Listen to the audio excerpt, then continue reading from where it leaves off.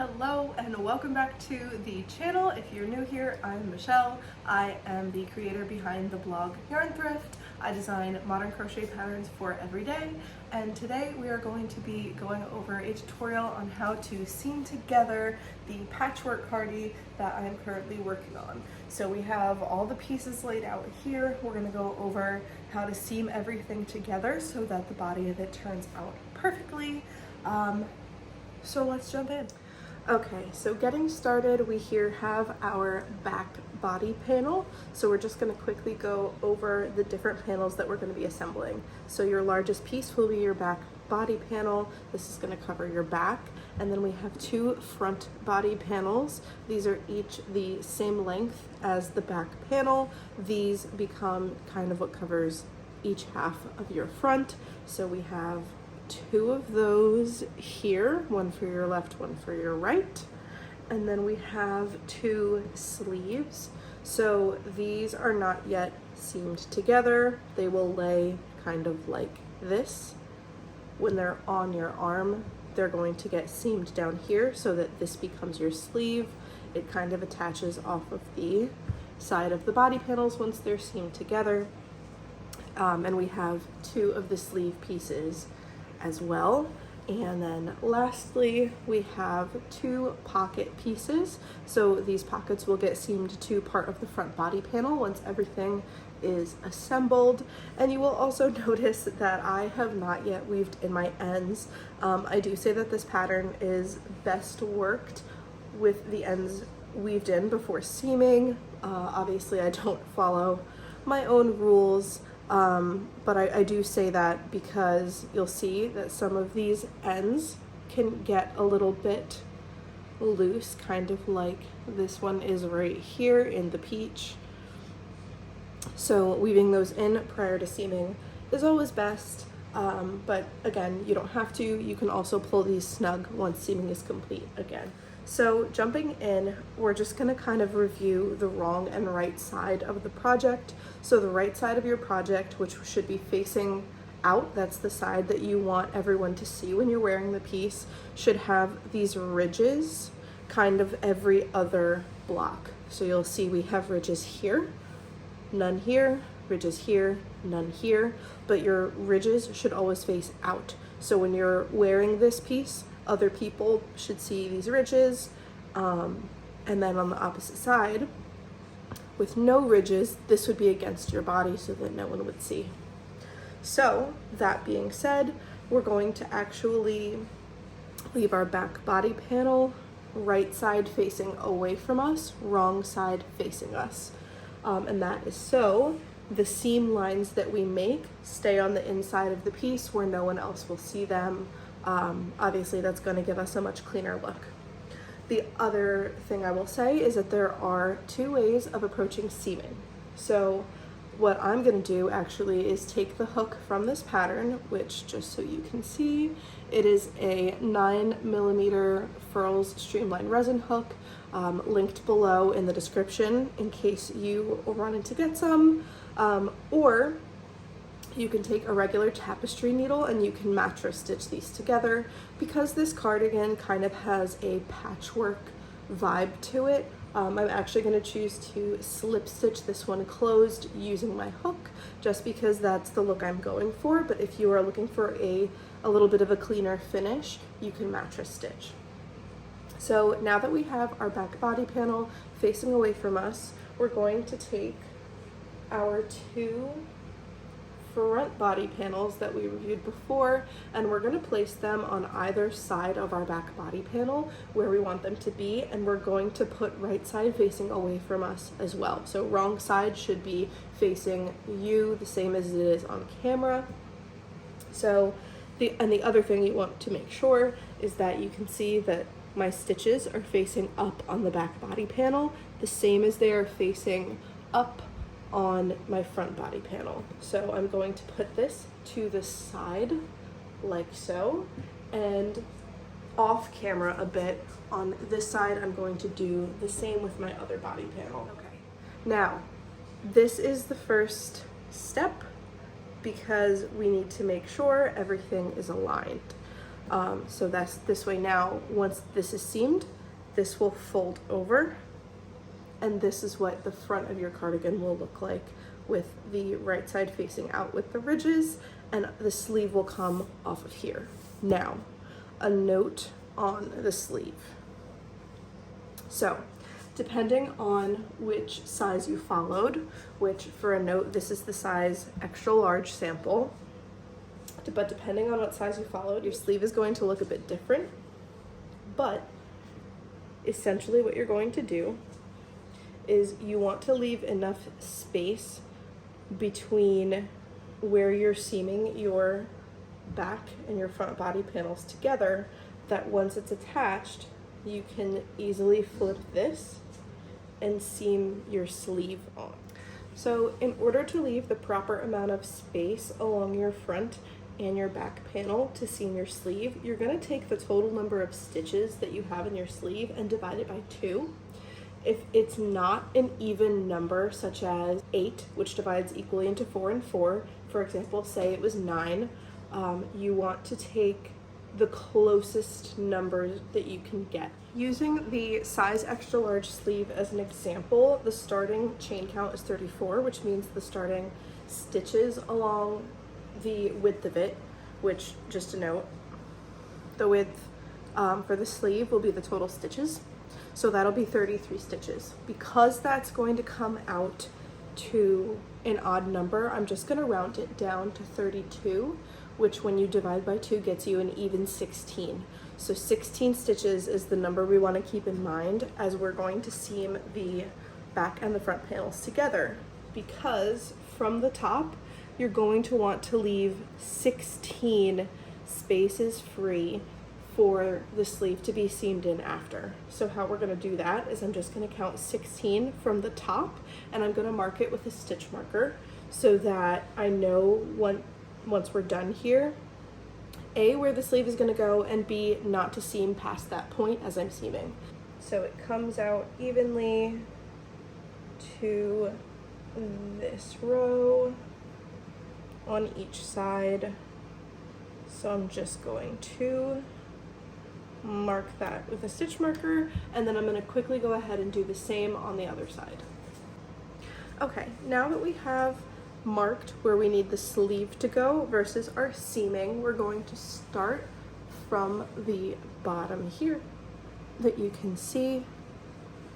We're going to take our yarn in color C in the pattern, which is this dark gray, and we're going to begin slip stitching together these 2 panels, making sure that your stitches line up with a row on each side so that it's even as we work our way up. Okay, so I quickly grabbed the yarn we're going to be using, and then just so you know, I am using the Premier Basics chunky yarn. It is a weight 5 bulky yarn, which is needed for the pattern, and this is actually in the color Steel, which you can see here.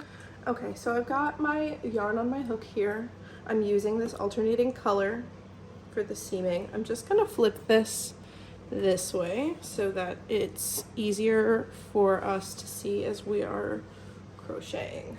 Okay, so the same way that you would slip stitch, we're gonna work from the right to the left hand side, and we're gonna start from the bottom and row by row work our way up. So the first thing we wanna do is start with our beginning foundation chain as best you can get, because it might be a little tight. Okay, and then you just want to yarn over, pull through, and complete the slip stitch.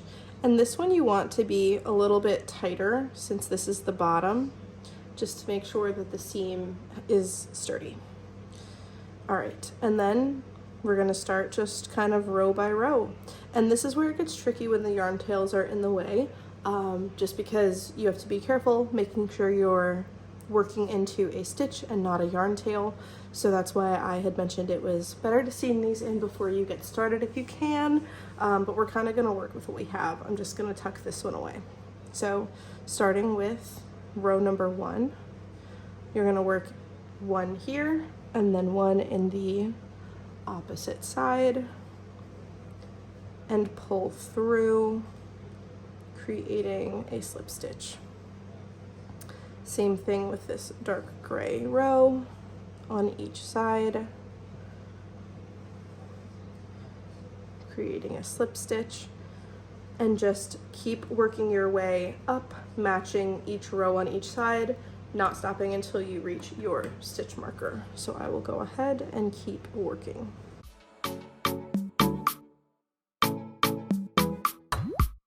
Okay, so now we've gotten to the part where our stitch marker is. I'm just gonna make one last slip stitch right below this stitch marker, just to make sure everything is secured. Perfect. And you can kind of see here the seam line that we have, and you'll also notice, of course, that we have some yarn tails that are loose, but again, we can tighten those up as we work. But most importantly, this seam is now completed on the inside of our work. So I'm going to go ahead, cut this, and tie it off. I just like to double tie mine for security. And then this end will get weaved in back along this. But now, when we turn this back around so that it is facing us the way we would wear it, you can see that this is the seam. It easily folds over so that the front panel and back panel are seamed together, and from this side, the seam is not visible, which is good. Okay, now the more difficult part comes. So I have the sleeve here, one of the sleeves. So this needs to get seamed in such a way that the right side is what's facing out as we wear it. So when this is folded over and the sleeve is seamed onto here, the right side should be visible. The wrong side should be tucked away. So how we're gonna do this is a bit complicated, but essentially we're going to take our sleeve the way we want it seamed, and it kind of is going to fit in here like so. So we're going to begin by seaming the back panel to half of the sleeve, and then we will seam the front panel to the other half of the sleeve. So we're going to start, of course, here.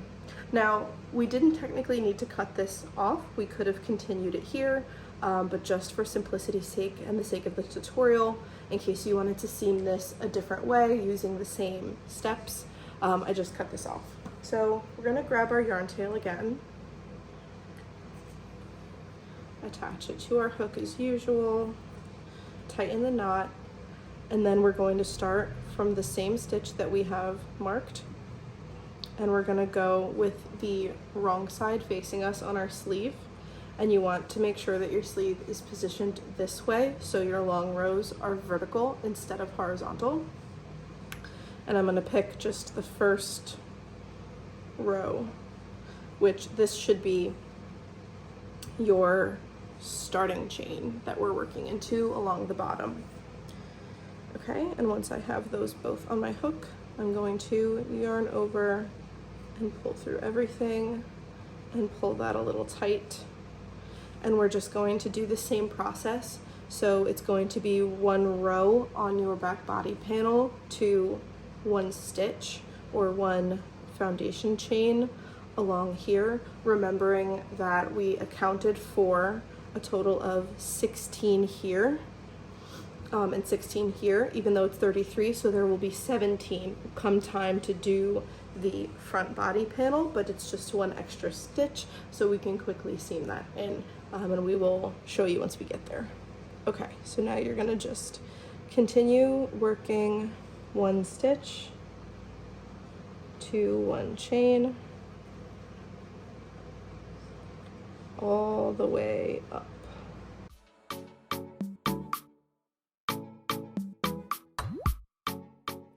Okay, so now we've come to the end of that piece. You can see we have our seam line here, and we are about halfway up our sleeve. So now comes the trickier part. Now we need to make sure that this side of our sleeve is attached to our front body panel, but again, we want to keep making sure that the wrong sides are the sides that have the seams visible, so that when you're wearing this and the right side is facing out, you cannot see the seams. So in order to do this, we're going to kind of work a bit opposite to how we were working before. What we're going to do is, keeping your yarn like this, we're kind of going to fold over our sleeve so that it looks like what it would look like worn. And we're going to take our front panel and put it over. Wrong side still facing out towards us.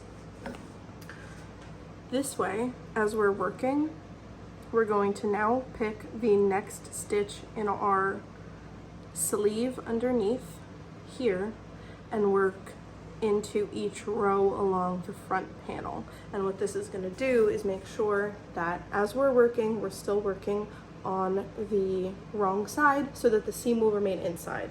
And you'll kind of see in a minute, it can be a bit confusing. So just go over the steps again. We originally had everything looking kind of like this. Our front panel was folded down and our sleeve was open, back panel open. And so now we're going to fold our sleeve in half like so, unfold our front panel and put it over like so. And again, we're going to be working into each bottom stitch of this sleeve that is now here and each row of our front panel that is now here. And the same as we did with the back panel and the sleeve, each stitch or beginning chain along the sleeve correlates to one row along the front panel. So you can see where your yarn tail was coming out of this stitch here. So we're going to go into the very next stitch and the very next row along our front panel, and we're going to slip stitch those together like so. And this is going to continue our seam all the way around. So next stitch, next row.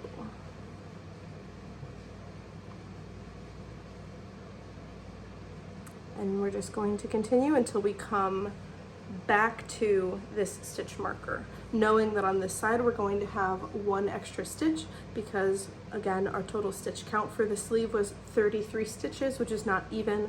So when we divided it by 2, it actually comes out to 16 and 17 instead of 16 and 16. So we're going to have one extra seam to make down here.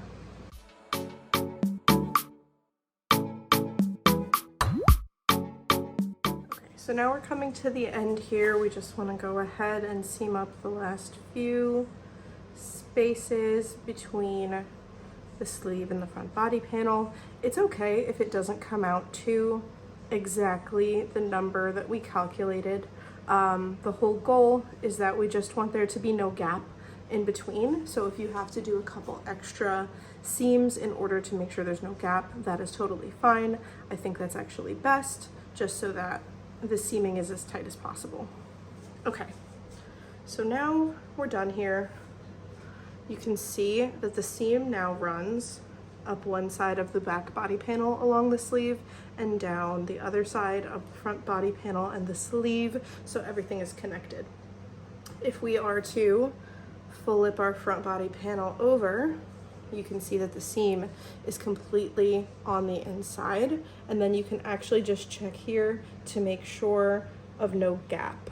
And the only gap you can see here is from a yarn tail on the inside, so we're good.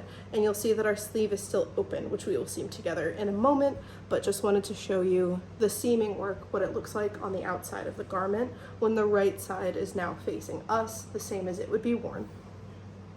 So opening back our front panel again, we can kind of go back to where we were originally working, find our loop here, and I'm just going to go ahead, grab the scissors, and cut this off.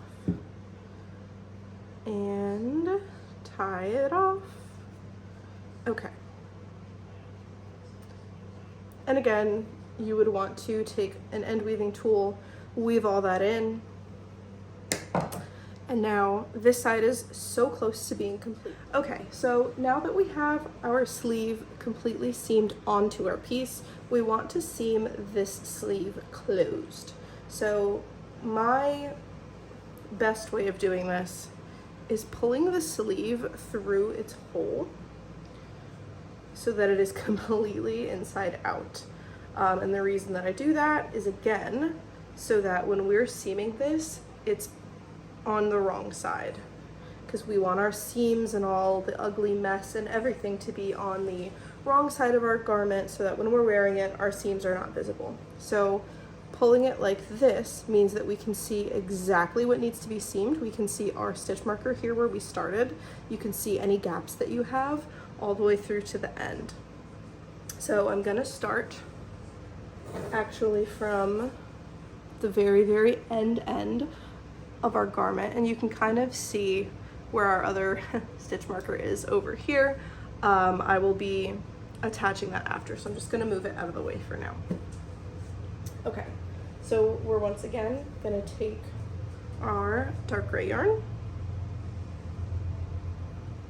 like so, tie it on, and then we're just gonna do the same thing.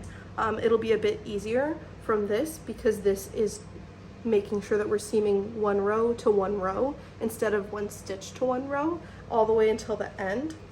And once we get to the end, again, you don't need to make sure that there's the exact number of rows that there are to the seams that you're creating. When you get to the end, you can do as many seams as you need to try and, as neatly as possible, fill in any gaps that you see. So we're just gonna start here. I'm gonna start with row number 1 of the sleeve and row number 1 on the opposite side. Again, yarning over and pulling through and pulling this one a bit tighter so that the seam is a bit tighter. And again, your yarn tails, unless they're weaved in, are probably going to continue to get in your way a little bit, but that won't be a problem if you are better than me and you weaved yours in. Okay. So we're just going to continue down the sleeve the same as we did for the panel seaming.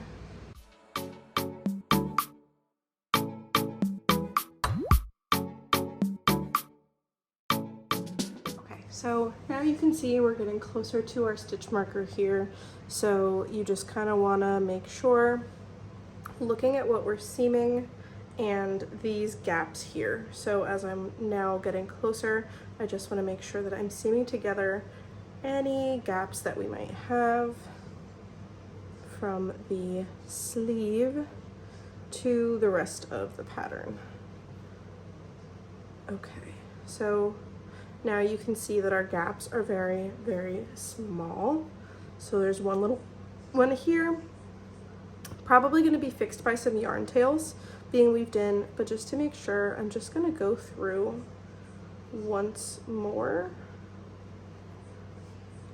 like so, and kind of have everything in one stitch, like that, before I grab my scissors and cut this off. And I apologize in advance that I'm sure that these yarn tails are not making it easier for you to kind of see on camera what I'm doing, but you'll now see that everything along the sleeve has a seam. So if I put down my hook and I turn our sleeve right side in again, everything is seamed. So unfold this, flatten it out a bit. Okay, so now you can kind of see here that our sleeve has the seam along here, but the seam itself is not visible. It just looks like a small fold. When you're wearing this, this is going to face the ground, so you won't really be visible. It'll kind of look like that. And that is it, and you can actually remove the stitch marker. Now the other thing is, like I said, there was a yarn tail here on this side, so as we're weaving this, you see where our stitch marker is, there's a gap. When you're weaving this in, what you can do when you're weaving in that tail that is a little bit causing a loose stitch is you can kind of seam this up so that this gap is smaller, and you won't be able to see that from this side. But that is it. So now you can, if you created pockets, you could seam them on anywhere you like. You can put them down here, you can put them up here like a plaid shirt would look, or you don't have to have any pockets at all. You can leave it looking like this. And you're gonna just repeat this whole process on the other side with your other panel and your other sleeve, and that will actually complete everything. The next step that you would want to do once everything is seamed would be to add your ribbing along the bottom and up the sides. And you can add ribbing to your sleeves if you want to, if you're not happy with the fit. And alternatively, there are instructions in the pattern for you to shape your sleeves a little bit at the end, creating more of a cinched in cuff if you don't prefer the oversized sleeve. Because as you can see, my wrist only takes up about a third, I would say, of the space the sleeve has. So if you want to cinch these in a bit, you can do that as well. And I hope that this tutorial helped.